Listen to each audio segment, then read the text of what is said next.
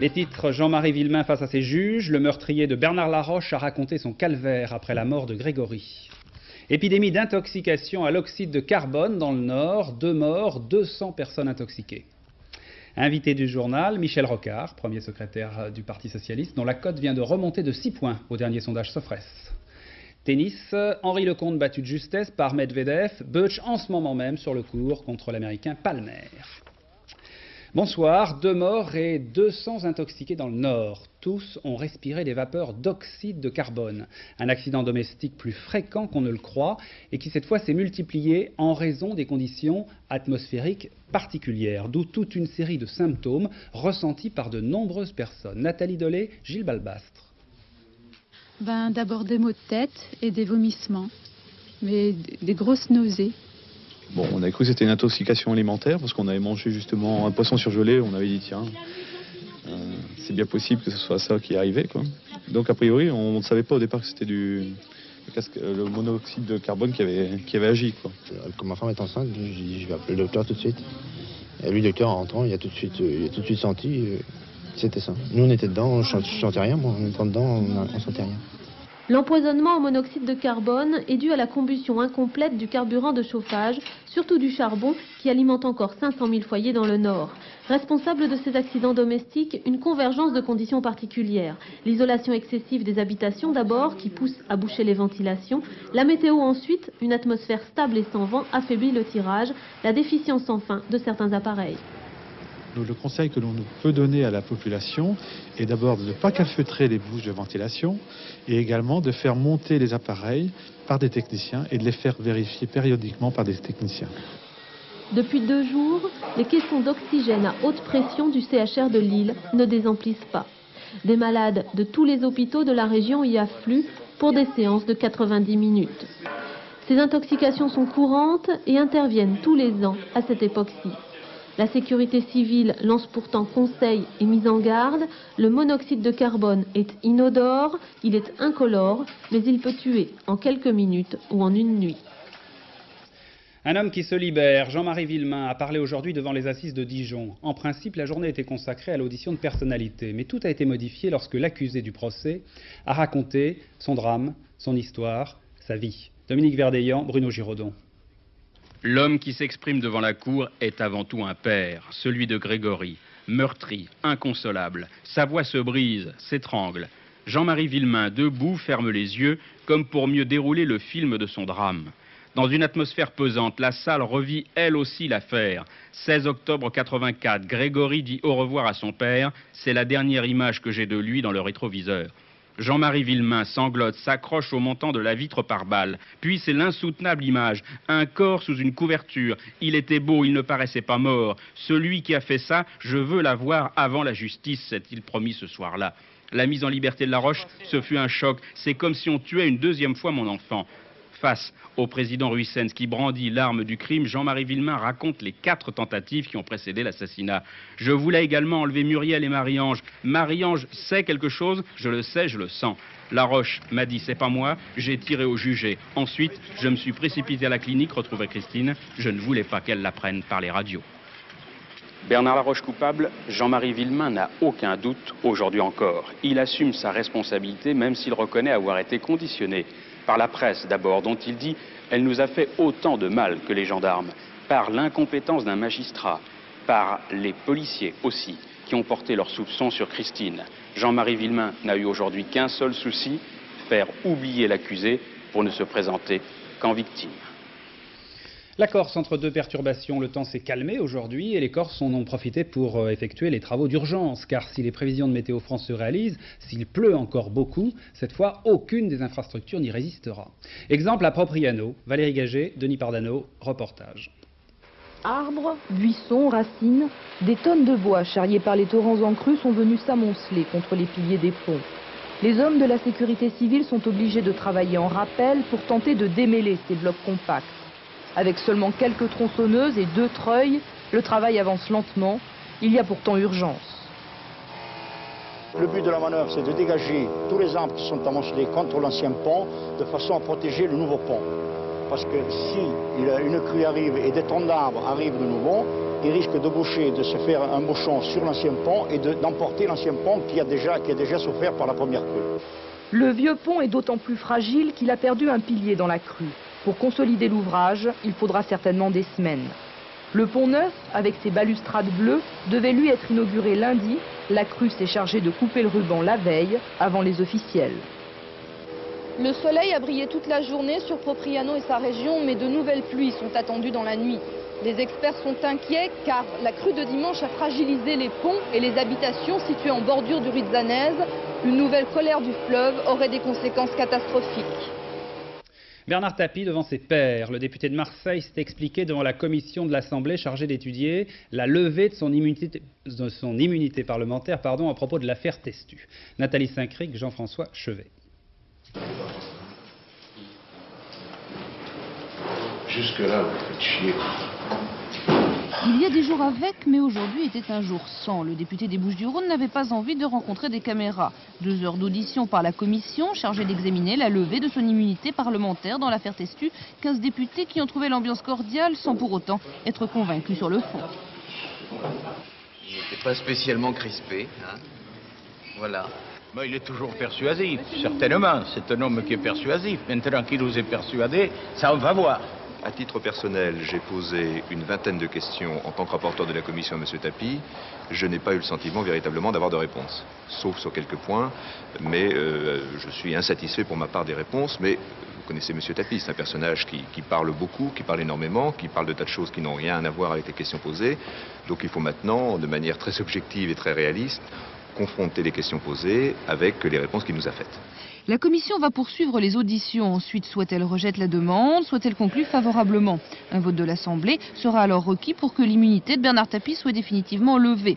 Mais les députés ont décidé de faire vite. Agacés par les propos de Bernard Tapie, il y a 2 jours, le patron de l'OM disait s'attendre à un enlisement de la procédure parlementaire.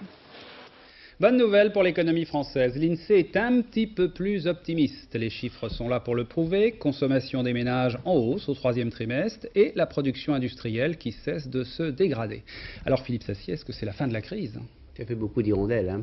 En tout cas, ce qu'on peut dire, c'est que la descente aux enfers paraît terminée. On a atteint un palier pour 3 raisons. 1, les ménages ont moins épargné et plus consommé. 2, la situation se redresse également dans certains pays qui sont nos clients. Et puis les mesures du gouvernement en matière du logement et de BTP notamment commencent à faire sentir leurs effets. Mais il n'y aura pas de miracle. La reprise sera lente, progressive et peut-être en dents de scie, comme aux États-Unis. Alors est-ce qu'une reprise même lente pourrait avoir des conséquences sur l'emploi positives, bien sûr ? Eh bien alors écoutez, même si le chômage augmente moins vite, bien, la progression se poursuit quand même. Et ce matin, lors d'un colloque, l'économiste en chef de General Motors a cité des chiffres terrifiants. Au début des années 80, il fallait 100 heures de travail pour construire une automobile. Aujourd'hui, certains constructeurs ne dépassent pas 20 heures et songent déjà à 10 heures. En clair, 10 fois moins d'hommes. Même une forte reprise ne créera plus assez d'emplois. C'est l'obsession majeure de tous les gouvernements actuellement. Merci Philippe Sassier. Bonsoir Michel Rocard. Bonsoir. Alors, vous êtes le nouveau premier secrétaire du Parti Socialiste. On va vous interroger d'abord sur l'économie, bien sûr. Est-ce que cette nouvelle d'une reprise vous fait plaisir? Est-ce que vous l'attendiez? Naturellement. Tout le monde l'attendait un peu. C'est plutôt une bonne nouvelle, mais c'est une petite nouvelle. Vous-même venez de dire à l'instant, la production industrielle cesserait de se dégrader. C'est à peu près votre phrase. Si on en est là, il n'y a pas de quoi pavoiser. Et d'autre part, M. Sassier, toujours bien informé, disait à l'instant aussi que même une petite croissance ne suffirait pas à résorber le problème de l'emploi. Je crois pour ma part que l'aspect cyclique nous laisse espérer de sortir de la baisse et d'arriver à une petite croissance, et que c'est sans aucun rapport avec le traitement nécessaire du problème du chômage massif dans tous nos pays d'Europe. Mais inévitablement, ça va quand même profiter au gouvernement Balladur, cette reprise. À 1% de croissance, on se porte un peu mieux tout le monde sans que ça se voit tellement. Le problème n'est pas là, le problème c'est qu'il faut changer de braquet, comme on dit au cyclisme, changer de vitesse. Et je crois très nécessaire de donner une incitation à cette croissance. C'est pour ça que j'ai proposé une nouvelle donne européenne. Comme l'Europe n'est pas endettée, comme elle en a donc les moyens, un grand emprunt qui permettrait de lancer beaucoup de ces travaux dont par ailleurs nous avons besoin. Idée reprise tout de suite par le président Mitterrand qui a doublé la mise, même en proposant un emprunt du double. Oui, alors Il faut savoir si on parle du chiffre qu'emprunte la communauté ou du chiffre des travaux que ça induit, parce qu'une fois que la communauté déclenche un chantier, les États, les provinces, les villes peuvent s'y mettre. Mais en gros, nous sommes sur des sommes tout à fait importantes. On peut imaginer très raisonnablement, de manière réaliste, un chantier de travaux pour 1 ou 2% de la valeur du produit brut communautaire, qui est, ça fait 7 000 milliards d'écus. Nous sommes dans des sommes significatives et on peut là, je crois, donner un plus qui nous permettrait d'avoir un peu plus d'activité. Et on en a besoin pour attaquer mieux le chômage, mais ça ne suffirait même pas. C'est une de vos grandes idées. Une de vos grandes idées aussi, enfin des socialistes, avant de quitter le gouvernement, c'était les 32 heures. Or, en ce moment, les 32 heures, la semaine de 32 heures, ça devient un grand débat politique. C'était un débat de société qui devient un débat politique. Tout à fait. Écoutez, oui, naturellement, c'est une très bonne chose que le débat s'ouvre, mais malheureusement, quand un débat devient si vite, si général, que les gens ont changé d'avis tellement rapidement, il y a 6 mois, personne ne voulait entendre parler, du coup, on tombe un peu dans la confusion. Et on confond la perspective longue, la période assez proche sans doute, mais qui compte en une demi-douzaine ou une dizaine d'années, où effectivement on travaillera entre 32 heures ou 30 heures, ou plutôt 4 jours par semaine, et puis les étapes initiales, 37 heures, 36, 35, on en discute, les négociations. Tout ça sera progressif et doit être négocié. Avec des diminutions de salaire ou pas? Justement. La grande question, c'est que pour qu'il y ait création d'emplois, il faut premièrement que la durée du travail baisse assez vite pour que la productivité ne mange pas tout ce gain. Vous vous rappelez des chiffres de M. Sassy à l'instant sur l'automobile. Et deuxièmement, que les charges des entreprises n'augmentent pas trop. N'augmentent pas, même, il faut qu'elles restent compétitives. N'augmentent pas du tout. Il faut partir de là. En recrutant des emplois nouveaux. Tout va se jouer entre les appuis, les compensations que l'État peut mettre là-dedans, par une redistribution générale des revenus et pas des seuls salaires. Que dans les hauts revenus, dans lesquels il y a aussi des salaires, il y ait des amputations, soit directes, soit par l'impôt. Mais pas dans les bas revenus. C'est un résultat de... Naturellement pas. Comment voulez-vous demander à quelqu'un qui gagne moins de 12 000 francs par mois d'accepter des sacrifices aujourd'hui? C'est pas pensable. Et c'est au fond la différence. Quand vous regardez bien cette discussion compliquée qu'il y a au Sénat, on voit très bien une droite française qui n'a qu'une idée en tête, c'est de faire baisser le coût du travail. Elle pense à ça depuis toujours, pratiquement. L'idée de la gauche, c'est de créer des emplois. C'est pas la même logique. Oui, mais en tout cas, il y a de vos amis qui ne sont pas d'accord. Henri Menuli dit que c'est une manière de gérer le chômage. Enfin, on ne va pas revenir là-dessus parce qu'il y a beaucoup d'autres questions politiques à vous poser. Nous distinguons les étapes. Henri Menuli mène avec talent le combat sur l'étape initiale, où en effet, nous ne voulons pas de déflation salariale. Et puis quand nous passons au projet de société d'avenir, c'est-à-dire nous n'allons pas nous contenter d'une seule étape, ça sera faire d'un seul coup. Ce sera progressif et il faudra bien réorganiser une redistribution de l'ensemble des revenus et c'est à quoi nous nous préparons. Je citais un sondage tout à l'heure, donc le sondage Figaro Magazine Sofres, qui sort donc ce samedi. Vous gagnez 6 points dans ce sondage. Édouard Balladur en perd 7. Votre commentaire? La politique économique et sociale de M. Balladur ne résout pas les problèmes et ça commence à se sentir. Et d'autre part, les Français sont en train de s'apercevoir que le Parti socialiste s'est ressaisi. Que, sous mon impulsion en partie, mais aussi à cause de la substance profonde du parti, il a su faire une autocritique dure, courageuse. Il y a eu des erreurs de fait, et nous avons dit lesquelles, sans faiblesse, et nous sommes capables de nous ressaisir. Nous venons de mettre en place une direction tout à fait rénovée, jeune. Absolument. Les 40 ans sont en formation. Alors justement, vous êtes à la tête du parti, ça va bien, vos sondages montent, ça va bien. Est-ce que vos rapports avec François Mitterrand sont arrangés? Vous avez vu qu'il a envoyé un beau message, un message développé au Congrès. Mais après, il vous a téléphoné, vous a écrit? Nous nous rencontrons prochainement. C'est sûr. La date est fixée? Non, pas encore, mais c'est une affaire d'intendance. Très bien. Alors, encore une question, très brièvement, ou deux si vous voulez bien. Par exemple, Christian Blanc, c'était un de vos proches, il vient d'être nommé à la direction... Toujours un de mes proches. Il vient d'être nommé à la direction d'Air France. C'est un piège, d'après vous? C'est pas un piège, c'est un fonctionnaire de la République. Un fonctionnaire de la République va où on le nomme.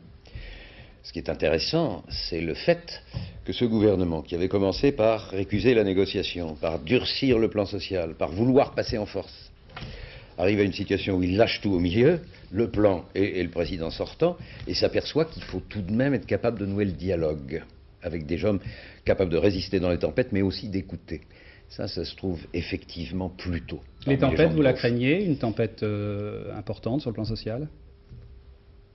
La situation sociale va mal, oui. Chaque situation est spécifique. La grève d'Air France n'a pas fait tache d'huile en dehors d'Air Inter, enfin, en dehors du transport aérien. Mais il y a une grande inquiétude dans notre pays. Et c'est ce qui me rend âpre à dire qu'il nous faut une nouvelle donne européenne rapidement et qu'il faut attaquer la réduction massive de la durée du travail rapidement aussi. Nous n'en sortirons pas sans ça. On n'a plus le choix de la prudence. C'est la prudence qui devient imprudente. Merci Michel Rocard. Le reste de l'actualité, la France qui prend très au sérieux les menaces des islamistes algériens. Les autorités françaises ont décidé en effet de réduire leur contingent diplomatique dans ce pays et Alain Juppé demande aux Français de prendre les plus grandes précautions. Je vous rappelle que les ravisseurs des 3 Français libérés le week-end dernier ont sommé tous les Français de quitter le pays avant 1 mois. Les islamistes extrémistes ont donc franchi une nouvelle étape dans leur politique de la terreur. Au cours de ces derniers mois, c'était les intellectuels algériens qui étaient visés comme l'écrivain Rachid Mimouni. Il sera au centre du reportage d'Envoyé spécial ce soir à 20h50. Un reportage de Françoise Joly et Christian Autin. Témoignage. Vous avez peur aujourd'hui, Rachid Mimouni ? Ah oui, constamment. Constamment. Le jour et la nuit, parce que effectivement, vous avez vu qu'on a assassiné, vous avez appris qu'on a assassiné plus d'une dizaine d'intellectuels, qu'ils sont une des cibles des terroristes, qu'ils ont pratiquement jamais raté leur cible et que demain ils pourraient surgir ici et m'assassiner ou comme ils pourraient m'assassiner dans la rue, etc. Bon, mais je vis avec une trouille permanente. Série d'attentats contre les intérêts turcs dans 6 pays d'Europe, en Allemagne et en Grande-Bretagne notamment. À Wiesbaden, il y a eu un mort. Cette attaque concertée serait le fait du PKK, des séparatistes kurdes. Retour en France avec de nouvelles perturbations dans le métro aujourd'hui à Paris sur la ligne 9. Il y en aura encore demain. Les syndicalistes de la RATP protestent contre l'insécurité dans le métro. Question: comment améliorer cette sécurité pour les 9 millions de voyageurs qui prennent le métro chaque jour? Pourtant, l'électronique a été mise à contribution. Henri Elie et Jean Corneille enquêtent.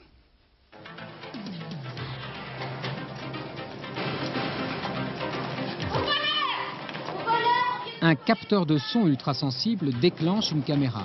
C'est le premier témoin de l'agression. L'alerte est aussitôt donnée.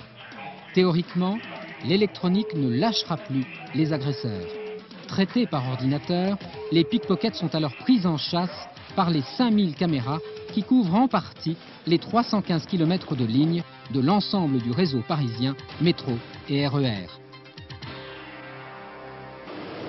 En principe, rien n'échappe à la télésurveillance. En principe, car l'électronique des caméras, reliée par fibre optique, et les 1000 agents de la RATP et de la police nationale n'empêchent pas tout et partout.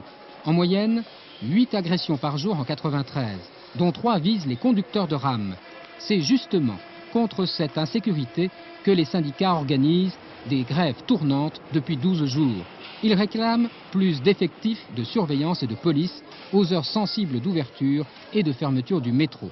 Et pourtant, avec 3000 agressions pour 3,285 milliards de voyageurs par an, le métropolitain reste encore le plus sûr moyen de transport en commun. 46 kilos d'héroïne saisie près de Reims, un record depuis 2 ans, même s'il s'agit d'une héroïne dite grise, moins pure que l'héroïne classique. Christophe Tortora.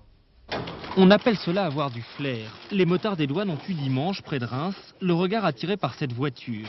L'attitude du conducteur, un néerlandais de 28 ans, n'a fait que confirmer leurs soupçons. À l'intérieur étaient dissimulés sous la banquette plusieurs paquets d'héroïne. Il n'y avait pas d'indice particulièrement voyant lorsque nous avons procédé donc au premier contrôle de la voiture. C'est en procédant à une fouille un petit peu plus approfondie à l'intérieur de l'habitacle que nous avons trouvé une première quantité d'héroïne. Au total, 46 kilos d'héroïne grise étaient cachés un peu partout, dans les portes, dans le pare-choc et même dans le filtre à air. Une drogue qui devait être livrée près de Montpellier et qui aurait rapporté à la vente près de 50 millions de francs. Le conducteur a été écroué. Cette affaire maintenant, un Français retenu en Arabie Saoudite, l'employé d'une société qui décorait la maison d'un prince. Il s'est vu retirer son passeport il y a quelques semaines à cause d'un différend commercial avec son client. Alors le patron de la société française a décidé de demander à la justice la saisie des biens du prince en France. Anne Mourgue, Clément Segel. Dans ce dossier, Éric Malinvaud en est persuadé, il y a tout pour faire libérer son agent commercial. Les preuves de la mauvaise foi du prince d'Arabie Saoudite. Surtout, depuis quelques jours, la décision du tribunal de Limoges. Elle confirme que le prince lui doit bien 25 millions de francs. Le prince contre qui il se bat, celui qui retient en otage Jackie Ducouret, le voici, Michal, frère du roi Fahd. Juin 91, Ducouret est chargé de la décoration d'un de ses palais. Poignée de main entre les deux hommes pour fêter la signature d'un contrat juteux. Août 93, litige, la décoration ne plaît pas au prince, il confisque le passeport du français, lui interdit de quitter le pays. Depuis, son patron se bat pour sa libération, même s'il se sent parfois très seul. On a bien le sentiment qu'il y a de bons et de mauvais otages. Si M. Ducouret avait été séquestré par des islamistes dans un pays intégriste, il est vraisemblable que l'opinion publique et les autorités se seraient émues de son sort. Fort de sa créance de 25 millions, Éric Malinvaud menace aujourd'hui de faire saisir les biens du prince. Mobilier, immobilier, en France, en Angleterre, ailleurs si nécessaire, jusqu'à libération de Jackie Ducouret. C'est important aussi pour sa société. Ducouret, c'est 40% du chiffre d'affaires. Il y a aussi surtout un préjudice moral, un préjudice commercial, puisqu'il y a eu une baisse de nos commandes dans cette région du monde. Il y a aussi un préjudice financier important. Préjudice aussi pour la famille. Depuis 3 mois, une femme attend le retour de son mari et 2 enfants sont privés de leur papa. Accident de la circulation en Italie, des voitures qui se sont télescopées dans un tunnel. Cela s'est passé au sud de Bologne, en Émilie-Romagne. 5 morts, 3 blessés. Éric Lemasson. Ils n'ont même pas eu le temps de réagir. Lancées à pleine vitesse à l'entrée d'un tunnel, ces voitures se sont encastrées les unes après les autres dans un camion-citerne en feu. Ce matin, sur l'autoroute Bologne-Florence, la circulation était dense. Les occupants d'une douzaine de voitures et de 2 camions se sont retrouvés coincés entre les parois du tunnel. Un mur de flammes devant eux, une atmosphère irrespirable, un camion contenait des matières toxiques. Parmi les rescapés, les chauffeurs de l'un des poids lourds, ils ont eu beaucoup de chance. On a freiné parce qu'il y avait une voiture en feu à l'intérieur. Après l'accident, on a réussi à sortir par l'avant de la cabine. C'est un miracle. À l'origine du carambolage, la vitesse excessive d'un automobiliste qui a perdu le contrôle de son véhicule et bloqué le tunnel. Un piège mortel pour 5 personnes qui ont péri carbonisées. Grosse frayeur aussi pour 300 passagers d'un 747 qui atterrissait à Hong Kong. L'atterrissage s'est terminé dans la mer. Heureusement, l'avion n'a pas été complètement submergé. Patrick Esther. Faut-il dire avion ou bateau ? Incontestablement, il flotte, et même plutôt bien, puisque 20 minutes après l'atterrissage manqué, mais l'amérissage réussi, les passagers se trouvaient encore dans leur fauteuil. Remorqué jusqu'à la côte, ce 747 de China Airlines pouvait alors débarquer ses passagers grâce au toboggan gonflable utilisé comme passerelle flottante. 5 blessés légers, mais une grosse frayeur pour les 296 personnes du vol Taipei-Hong Kong, surpris en plein atterrissage par les pluies d'un violent cyclone tropical. Cette fois-ci, l'aventure se termine bien. Mieux qu'en 1987 et en 88, lorsque 2 appareils chinois et thaïlandais étaient tombés dans l'eau en bout de piste, provoquant 7 et 24 morts. Ce n'est un secret pour personne. L'aéroport de Hong Kong, construit sur des terrains gagnés sur la mer, est un aéroport d'approche difficile. D'un côté, l'eau, de l'autre, les immeubles surpeuplés de Kowloon. Une approche finale que les pilotes apprennent à connaître en simulateur ou en visionnant des cassettes vidéo comme celle que vous voyez actuellement. Aucun pilote français ne se pose à Hong Kong sans avoir étudié attentivement ces documents audiovisuels. La complexité des différents types d'approches saute aux yeux. Une nouveauté en France qui concerne tous les bijoux et qui ne s'intéresse pas aux bijoux, mesdames. Bref, pour s'aligner sur les autres pays européens, on pourra vendre de l'or en France de moins de 18 carats, précisément de l'or de 9 ou de 14 carats. Quelle différence? Pascal Golomer, Jean-Yves Perrin, enquête. Cet or, qui coule à flot, ne fait ni 9 ni 14 carats. Il en est ainsi depuis Brumaire en 6, novembre 1797 si vous préférez. L'or vendu en France doit avoir une teneur supérieure à 18 carats. Le carat, c'est la proportion d'or fin contenu dans l'alliage qui compose le bijou. Plus le chiffre est élevé, plus il y a d'or fin dans le bijou. Pour se mettre en conformité avec la législation européenne, la France va donc enfin autoriser la vente de l'or à 9 ou 14 carats, bien après tous ses voisins. 14 ou 18 carats, difficile de les distinguer, même pour les femmes les plus averties. Pas de différence d'aspect entre l'or 18 carats et 14 carats, c'est une question simplement d'alliage. On repérera par rapport au poinçon qui sera mis automatiquement sur le bijou, soit 750 millième, soit 585 millième, qui correspond justement à l'alliage pour l'or 14 carats. Moins de carats, moins d'or fin, cela voudra dire aussi des prix plus bas, 30 à 40% moins cher pour le 9 carats. Mais là, on n'est plus très loin de la pacotille, pas de quoi inquiéter les grands bijoutiers. Les vins d'appellation contrôlée, les grands crus, sont comparables à ceux qui font du 18 carats. Je répète, le 9 carats, c'est entre le vin de table et le vinaigre, quoi. Donc pour nous, c'est pas une aventure très importante, très sincèrement. Je trouve normal que l'Europe se fasse, et si ça passe par le 9 carats, bienvenue au 9 carats. Une page d'histoire de la joaillerie se tourne donc, n'en déplaise aux puristes, aux fabricants français de s'adapter avant que leurs concurrents étrangers ne raflent ce nouveau marché. La radiologie au service des enfants battus, c'est un des thèmes du congrès qui se tient à Paris en ce moment. Les progrès de l'imagerie médicale, scanner, IRM et une attention nouvelle des médecins à ces problèmes font que les sévices que subissent les enfants sont de mieux en mieux détectés. Il faut savoir qu'on estime à 50 000 par an le nombre d'enfants battus en France. Jean-Daniel Flézaquier, Michel Levasseur. Il y a des jours où les radiologistes font leur métier avec plaisir, surtout lorsqu'ils peuvent rassurer les parents d'un nourrisson et leur dire que tout va bien. Et puis il y a des jours où ils font leur travail avec une certaine nausée, lorsqu'ils découvrent des sévices à enfants sur des radiographies, comme pour cette fillette de 9 mois par exemple, chez qui on a découvert un arrachement osseux près du poignet, une double fracture des os de l'avant-bras, une fracture également avec arrachement près du coude droit, sans parler de cette fracture de l'avant-bras gauche. Nausée et même écœurement quand on regarde le crâne de ce petit bout de chou de 3 mois qui a un épanchement à la suite de coups portés et qu'on s'aperçoit que plusieurs semaines auparavant, un énorme hématome s'est constitué parce qu'on l'avait déjà frappé. Autant d'images qui se produisent ainsi des milliers de fois par an, des constatations qui permettent aux médecins de se délivrer du secret médical et de provoquer l'action de la justice. Ce sont souvent les pédiatres et après les travailleurs sociaux qui sont chargés de ces enquêtes. Ce n'est pas le radiologiste qui, lui, le premier mène l'enquête, mais par contre, il est souvent le premier à avoir soulevé l'hypothèse de mauvais traitement. Mais il y a aussi des enfants qui ont des os anormalement fragiles et dont les parents peuvent se trouver accusés à tort de sévices.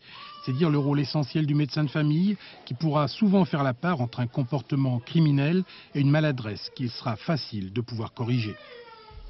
Le tennis, on va aller tout de suite à Bercy pour le tournoi. Butch joue en ce moment en direct, mais auparavant, revenons sur le match d'Henri Lecomte. Il s'est finalement incliné face à l'Ukrainien Andrei Medvedev. François Brabant. C'est ce qu'on appelle vendre la peau de l'ours. Bien sûr, c'était de circonstance, l'ours d'Ukraine, c'est le surnom d'Andrei Medvedev. Mais sa peau de 8e mondial est encore un peu trop chère pour Henri Lecomte. Première manche, l'ours d'Ukraine écrase tout du fond du court. Medvedev l'emporte 7 jeux à 5. Deuxième manche, Lecomte s'accroche, Medvedev ne cède rien. Résultat, tie-break. D'un seul coup de génie, Henri Lecomte l'empoche et empoche le set, un partout. Le début du troisième set est un sommet, des points gagnants à tous les coups et un break, enfin, pour Lecomte. Mais ce jeu, à lui tout seul, a duré 13 minutes. Henri, immédiatement, le paye.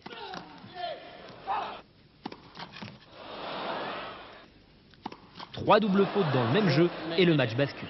J'ai eu un gros coup de barre, j'ai pris pas mal de risques et Andrei a commencé à mieux retourner, à mieux jouer. J'ai eu ma chance, je l'ai pas prise. Voilà, je crois que c'est comme ça. 7-5, 6-7, 6-3, l'ours d'Ukraine n'a pas été dompté aujourd'hui. Henri Lecomte n'en a pas oublié ses supporters. Pour autant, il est venu, il a vu et il leur a dit salut.